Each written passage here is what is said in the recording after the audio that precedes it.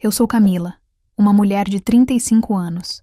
Sou felizmente casada com meu amado marido, Ricardo, e juntos compartilhamos uma vida serena e agradável com nosso filho, Gustavo, de 7 anos, e nossa filha, Beatriz, de 4 anos. Ricardo e eu nos conhecemos no refeitório da universidade durante nossos anos de faculdade. Cada um de nós estava com uma xícara de café e um livro na mão quando uma conversa espontânea deu início a uma conexão profunda e significativa. Ricardo, sempre tão calmo e atencioso, ouvia meus relatos com uma paciência gentil que, ao longo do tempo, se tornou reconfortante. Nossa amizade floresceu e evoluiu, até que percebi que sua presença em minha vida havia se tornado absolutamente insubstituível. Sua proposta de casamento foi lindamente simples. Sob um dossel de árvores floridas, ele timidamente apresentou um anel e declarou com ternura: "Eu quero ficar com você para sempre." Suas palavras sinceras foram tudo o que eu precisava para, sem hesitação, assentir com um sorriso emocionado. Desde aquele dia memorável, quando trocamos nossos votos, encontramos a verdadeira felicidade em nosso casamento. Quando nosso filho, Gustavo, nasceu, Ricardo, com lágrimas de alegria escorrendo pelo rosto, murmurou ternamente: "Ele é o nosso tesouro." Gustavo é uma criança cheia de energia e curiosidade, que adora brincar ao ar livre. Todos os fins de semana, fazemos piqueniques em família, e vê-lo correndo com tanta alegria enche meu coração de felicidade e realização. Pouco tempo depois, recebemos Beatriz em nossas vidas. Ela nasceu um pouco frágil e foi diagnosticada com uma condição congênita. No início, nossas preocupações eram grandes, mas Ricardo e eu unimos forças e nos comprometemos a apoiá-la em cada desafio. Seu irmão mais velho, sempre protetor, a ama profundamente e diz que sempre estará ao seu lado. Ver o vínculo entre eles crescer tem sido uma das maiores alegrias da minha vida. Outra pessoa que ocupa um lugar extraordinariamente especial no meu coração é minha avó, Lúcia. Ela é o verdadeiro exemplo de graça e calor humano, qualidades que admiro desde a infância. Minha mãe, Renata, se divorciou do meu pai quando eu ainda era pequena e pouco depois casou-se novamente com um homem chamado Carlos, com quem teve minha meia-irmã, Tatiane. À medida que minha mãe se dedicava cada vez mais à sua nova família, comecei a me sentir deixada de lado. Enquanto minha mãe e meu padrasto esbanjavam amor e atenção em Tatiane, eu frequentemente me sentia esquecida. Durante os passeios, em família, por exemplo, Tatiane sempre ganhava sapatos novos, enquanto eu ouvia minha mãe dizer: "Os seus ainda estão bons." No entanto, minha avó Lúcia sempre me tratou de forma diferente. Ela me envolvia em seus abraços calorosos e dizia, com sua voz tranquilizadora: "Camila, você é minha neta preciosa." Sempre que a solidão me atingia, era na casa dela que eu encontrava conforto e carinho. O afeto que eu tanto ansiava receber da minha mãe raramente se concretizava, tornando a presença da minha avó um verdadeiro refúgio para o meu coração. Em momentos importantes, como o meu casamento e o nascimento, dos meus filhos, meus pais e minha meia-irmã demonstraram pouco interesse. Meu casamento parecia mais uma obrigação para minha mãe e Carlos do que uma celebração. Eles compareceram apenas por educação, sem demonstrar qualquer entusiasmo genuíno.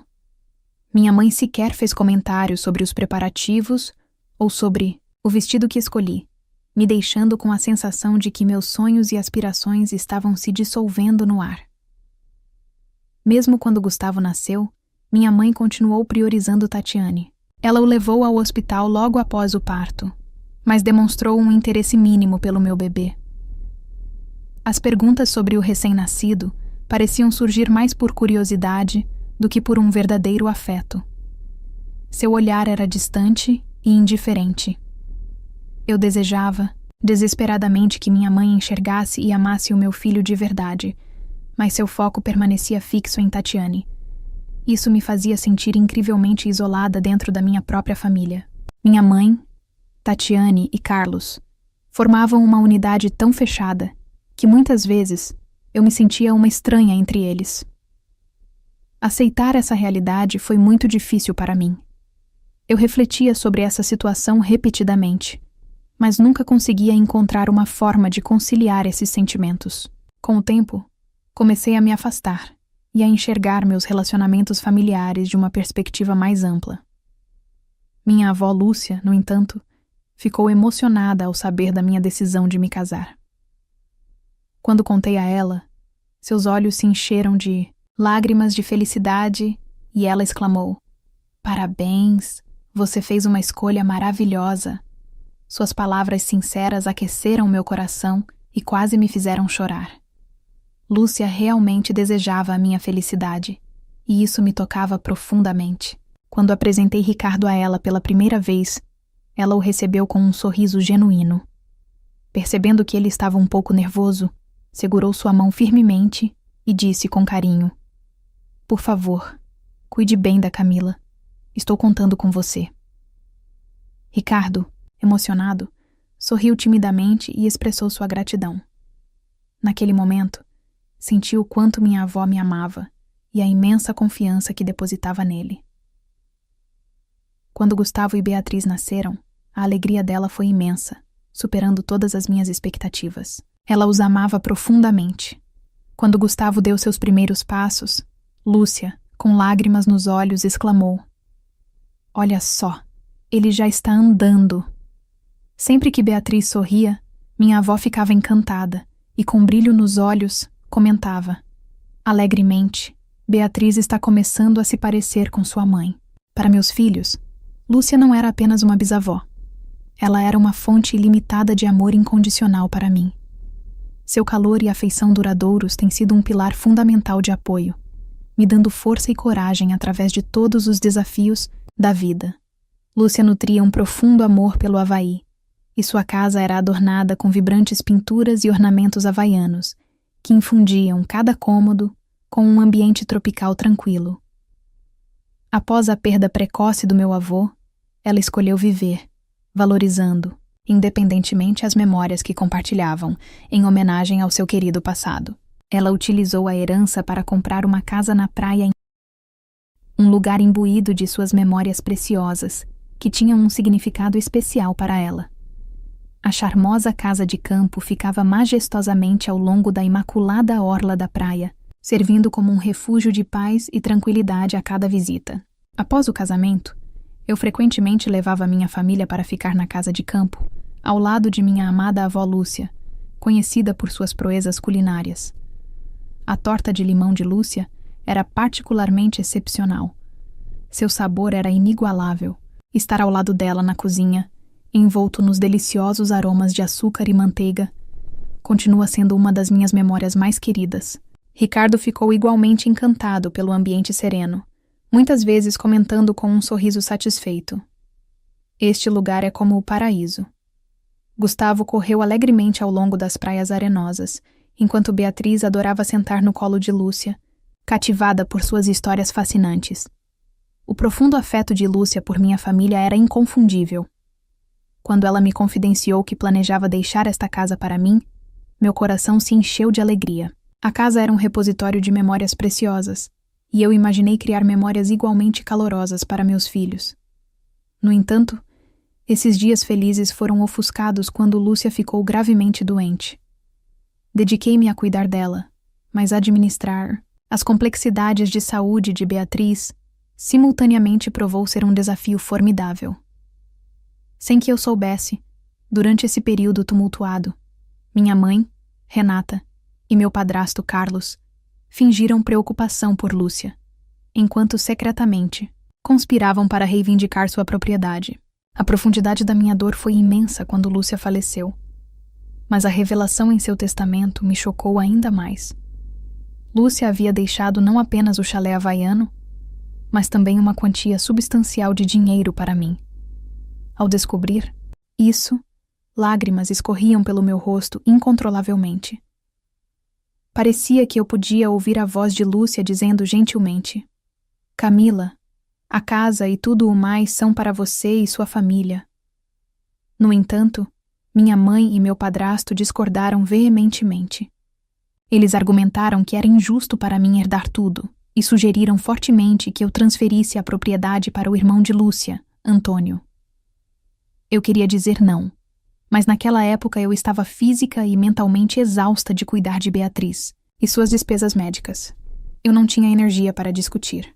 Relutantemente, sucumbi à pressão deles e entreguei as chaves para Antônio, afirmando calmamente: nós cuidamos da papelada quando as coisas se acalmarem. A perda da querida casa na praia de Lúcia foi dolorosa, mas eu me forcei a me concentrar apenas em Beatriz. Afinal, com meu marido e filhos ao meu lado, eu senti que tinha alegria suficiente na minha vida. Várias semanas após a morte de Lúcia, um desastre inesperado aconteceu. Embora houvesse relatos de um furacão se aproximando dias antes, a magnitude da devastação que ele trouxe para nossa região foi imprevisível. A ferocidade da tempestade surpreendeu todas as expectativas, cobrindo a cidade em chuvas torrenciais e inundações generalizadas. Naquele dia fatídico, fiquei em casa com Beatriz, cuja fragilidade a tornava particularmente vulnerável às mudanças climáticas abruptas. Então, ficamos em casa para monitorar a situação em evolução. Enquanto isso, Ricardo e Gustavo se aventuraram a um supermercado próximo para comprar suprimentos. Apesar das ruas começarem a inundar, Ricardo garantiu, com um coração leve, que voltariam em breve, enquanto Gustavo alegremente prometeu que compraria alguns lanches que Beatriz gostava. Eles acenaram adeus, mal sabendo que essas seriam suas últimas palavras. No caminho de volta, tentaram atravessar uma estrada inundada. Naquele momento, uma onda de água varreu o carro. Quando ouvi sobre o acidente no noticiário, eu senti como se todo o sangue tivesse sido drenado do meu corpo. Eu não conseguia acreditar. Ou talvez eu não quisesse acreditar. Em um estado de pânico, corri para a delegacia de polícia, implorando freneticamente para que encontrassem Ricardo e Gustavo. No entanto, depois de horas agonizantes, um policial balançou a cabeça solenemente e sussurrou: sinto muito. Ricardo e Gustavo foram tragicamente perdidos nas águas da enchente.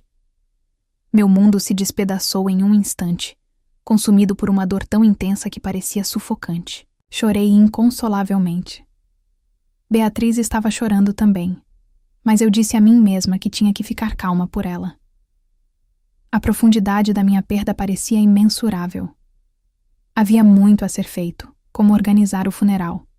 Marquei a data, entrei, em contato com a família e amigos, e comecei a me preparar para me despedir de Ricardo e Gustavo. Em meio a isso, também informei minha mãe sobre a tragédia por telefone. Depois de um momento de silêncio, ela respondeu com indiferença: que pena. Quando é o funeral? No próximo sábado, eu respondi. Eu não posso ir, ela disse. Por quê? Perguntei. Tenho planos de ir para o Havaí. Você sabe, Tatiane perdeu recentemente o emprego e terminou com um namorado. Então Carlos e eu planejamos uma viagem para animá-la. Está marcada já. Faz um tempo e é difícil cancelar agora. Suas palavras eram incompreensíveis para mim, priorizando férias em vez de lamentar a perda de seu genro e neto.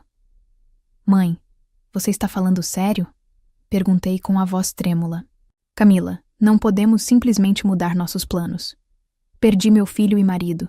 E você está priorizando uma viagem? Eu entendo como você se sente, mas temos nossos planos. Ela respondeu. Sem palavras e com o coração partido, percebi que ela havia escolhido férias no Havaí para Tatiane, em vez de comparecer ao funeral de seu genro e neto. Com uma mistura de raiva e profunda tristeza, terminei a ligação sentindo uma sensação de traição e isolamento. Por mais que ela se comportasse daquele jeito, eu não conseguia acreditar que minha mãe daria preferência por Tatiane em vez de mim numa situação dessas. Nunca imaginei que ela pudesse ser tão cruel no dia do funeral. Enquanto tentava bravamente suprimir minhas lágrimas, coloquei ternamente as flores favoritas de Ricardo e Gustavo no topo de seus caixões, oferecendo uma despedida silenciosa e comovente.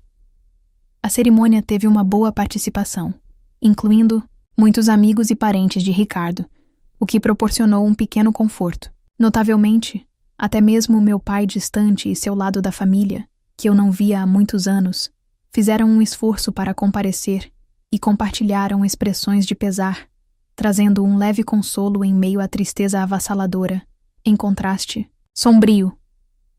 Minha mãe, meu padrasto e minha meia-irmã estavam visivelmente ausentes, pois já estavam no aeroporto. Eu sabia disso instintivamente. A imagem deles esperando no saguão do aeroporto, rindo descuidadamente enquanto antecipavam seu voo, acendeu uma fúria dentro de mim que era difícil de conter. Tamanha insensibilidade era simplesmente imperdoável. Envolta em tristeza pela perda do meu marido e filho, eu também sentia uma raiva latente em relação a eles, fermentando silenciosamente dentro de mim. Após o funeral, decidi verificar as câmeras de segurança instaladas na casa de campo. Vê-los ali casualmente, como se nada tivesse acontecido, solidificou minha determinação. Eu estava determinada a não deixá-los escapar com sua indiferença. Prontamente, chamei a polícia e os denunciei por invasão de propriedade, o que levou ao despejo deles da casa de campo. Quando a polícia chegou e os escoltou para fora, eles ficaram completamente perplexos. Freneticamente, alegaram que a casa de campo deveria pertencer ao irmão da minha avó, Antônio. Mas suas alegações caíram em ouvidos moucos. Os policiais, informados por mim de que eu era a proprietária legal e que não tinha autorizado a estadia deles, seguiram as instruções. Compartilhei isso com minha família, que ficou visivelmente chocada e confusa. Eles não tinham escolha, a não ser encontrar acomodação temporária em um hotel próximo. Logo após o despejo, minha mãe me ligou furiosa. "O que você fez, Camila? Por que você faria uma coisa dessas?" A voz dela estava grossa de raiva, e por um momento fiquei sem palavras. Pela sua audácia, fiquei momentaneamente sem reação, pensando novamente. Ela só pensa em si mesma. Eu não entendo por que isso seria considerado invasão de propriedade. Somos uma família. Não deveria ser um problema para nós visitarmos. Ela continuou veementemente. Eu não posso acreditar que você faria uma coisa dessas. Essa casa devia pertencer a Antônio. Meu coração ficou ainda mais frio com suas palavras. Eu sentia a sobreposição da minha dor e traição do passado. Ela continuou a afirmar seus direitos, sem reconhecer seus erros. Os últimos vestígios de calor em meu coração lentamente se solidificaram em gelo. "Mãe, por favor, acalme-se e escute", eu disse calmamente. "Quando você entrou naquela casa, eu ainda não tinha completado a papelada legal, o que significa que a casa ainda era legalmente minha. Eu não sabia disso. É inacreditável que você acusaria sua própria família de invasão. Você sabe quanto custou o hotel?" Sua voz ainda estava cheia de raiva. "Como você pôde fazer isso? Nós somos uma família." Apesar de sua raiva crescente, eu mantive meu chão. Se realmente fôssemos uma família, então comparecer ao funeral do seu genro e neto deveria ter sido sua prioridade. Eu não considero as pessoas que pulam um evento familiar tão crucial como parte da minha família. Isso a deixou momentaneamente sem palavras, mas aproveitei a oportunidade para expressar toda a frustração e raiva que estava segurando. "Eu não considero mais você uma família", eu declarei firmemente, e encerrei a ligação logo em seguida. Soube que o padrasto e a meia-irmã da minha mãe interromperam a viagem e voltaram para casa mais cedo do que o planejado. Provavelmente, planejaram ficar na casa de campo por vários dias, mas agora enfrentavam um fardo financeiro inesperado devido à situação. Naturalmente, parecia apropriado que eles passassem por algumas dificuldades financeiras, apesar de seu retorno. Minha mãe continuou a me culpar agressivamente pela situação, independentemente de sua indiferença e traição. Ela insistiu em me retratar como a culpada. "Você realmente fez algo terrível ao trair sua própria família." Ela me enviou mensagens repetidamente. Eu escolhi ignorar suas mensagens. E com o tempo, suas palavras se perderam, sem causar qualquer impacto em mim. Meu coração esfriou completamente em relação a eles. Ricardo sempre teve o principal ganha-pão, proporcionando um estilo de vida estável e confortável para nossa família ao longo dos anos. Eu sempre enviei apoio financeiro aos meus pais, especialmente porque minha mãe frequentemente pedia ajuda, e meu padrasto frequentemente exigia ajuda financeira. No fundo, eu nunca me senti obrigada a enviar dinheiro a eles. Era mais sobre a expectativa de que eu deveria apoiá-los. Mas depois da perda de Ricardo e Gustavo, e particularmente com a perda da ausência gritante de minha mãe no funeral, meu ressentimento em relação a ela atingiu o auge. Sua decisão de priorizar uma viagem de lazer ao Havaí, em vez do luto, com sua família, foi uma traição imperdoável que deixou meu coração gelado. Como resultado, decidi cessar todo o apoio financeiro a eles. No mês seguinte, minha mãe percebeu, e ela me ligou em pânico. Quando o telefone tocou, eu senti uma onda de perturbação tomando conta de mim, mas consegui manter a compostura. Por que você não enviou o dinheiro? O que você quer dizer com isso? Eu respondi calmamente, mas com firmeza. Eu não vou mais lhe enviar nada, nem um centavo. Depois de um silêncio atordoado, minha mãe se opôs veementemente. Por que você faria isso? Você sabe que dependemos do seu apoio. Como vamos? Viver se você não nos ajudar? Sua voz estava cheia de desespero e raiva. Naquele momento, percebi que havia aceitado totalmente minha decisão. Não importava o quão chateada ela ficasse, eu não seria influenciada. Não tenho intenção de continuar a enviar dinheiro. Mas você nem compareceu ao funeral. Não vejo razão para continuar apoiando pessoas que escolheram ir de férias para o Havaí em vez de lamentar a perda do meu marido e filho. Eu respondi friamente. A fúria da minha mãe se intensificou com minhas palavras.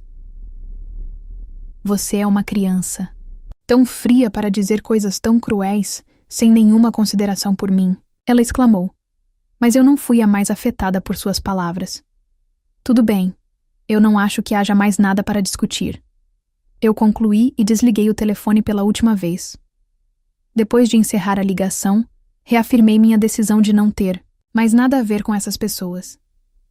Depois disso, minha mãe e meu padrasto, que viviam do meu sustento e das suas pensões, tiveram que se virar apenas com suas pensões. De acordo com parentes, Tatiane, que foi demitida de seu emprego, não encontrou um novo emprego e ainda estava morando em casa, suas finanças domésticas estavam tensas, até mesmo dificultando o pagamento de serviços públicos. A família, que costumava jantar fora com frequência, agora estava limitada a refeições econômicas. Minha mãe escolheu mantimentos com desconto com um suspiro, e meu padrasto lutou para encontrar trabalho, prejudicado pela idade. A antiga vivacidade se foi, substituída por um silêncio pesado que provavelmente pairava sobre sua casa. No entanto, eu não sentia simpatia por eles. Eu não me sentia mais obrigada a resolver suas dificuldades. Proteger minha própria paz de espírito era minha maior prioridade. A partir daí, o comportamento da minha mãe e do meu padrasto tornou-se cada vez mais desesperado. Eles começaram a aparecer na minha casa sem avisar, implorando por dinheiro, e quando eram recusados, gritavam e causavam estragos. Temendo suas visitas imprevisíveis, eu dobrei as fechaduras nas minhas portas e instalei câmeras de segurança. Cada toque na campainha me deixava nervosa e eu frequentemente fingia não estar em casa. Não conseguia me sentir segura na minha própria casa, ficando sensível a qualquer barulho à noite, o que levou a muitas noites sem dormir. Um dia, quando minha mãe tentou entrar furtivamente na minha casa novamente, eu imediatamente chamei a polícia. Quando eles chegaram, ela foi presa no local e o incidente resultou em um registro criminal para ela. Minha mãe e meu padrasto perderam credibilidade social, lutaram para encontrar trabalho devido aos seus registros e não conseguiram receber empréstimos. Sem renda, suas dificuldades financeiras pioraram, apesar da gravidade de sua aprovação. Eu não conseguia mais simpatizar com eles. Meu coração havia se fechado para eles. Tudo o que eu podia fazer era assistir silenciosamente à traição deles. O fato de minha mãe e meu padrasto terem pulado o funeral do meu marido e filho para fazer uma viagem ao Havaí se tornou um tópico importante entre parentes e foi recebido com críticas generalizadas. Eles se distanciaram e se isolaram de todos ao seu redor.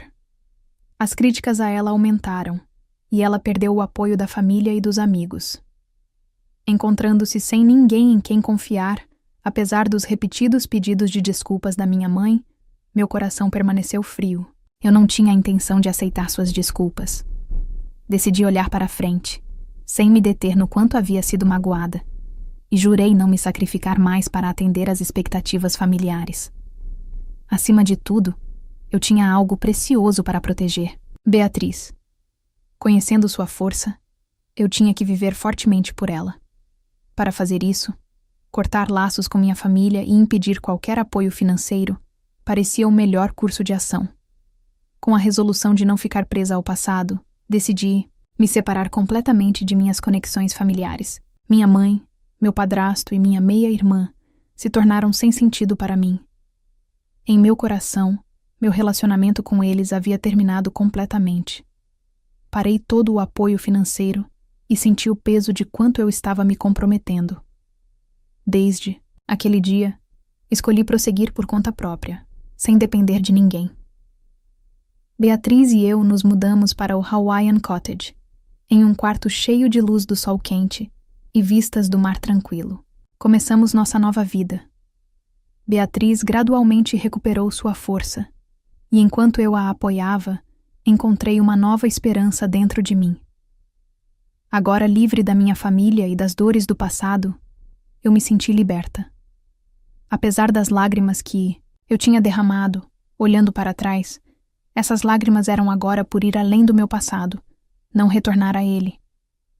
Às vezes, enquanto Beatriz e eu caminhávamos pela praia, eu pensava em como nossa difícil jornada nos moldou. Isso me fez apreciar nossa nova vida ainda mais. Beatriz, lentamente recuperando seu sorriso, parecia estar superando algo dentro de si.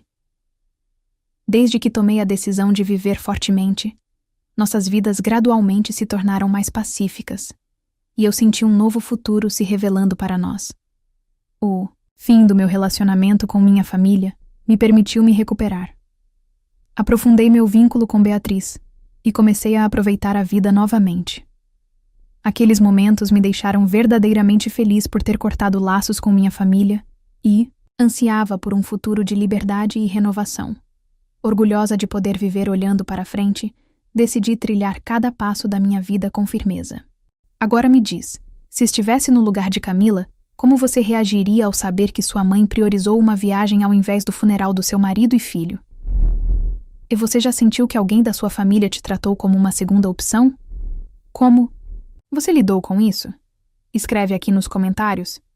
E não esquece, se você gostou do vídeo, clique em curtir e se inscreve no canal também. Assim você não perde nenhuma história emocionante, de amor ou de drama familiar. E me diz também, qual tipo de história você prefere?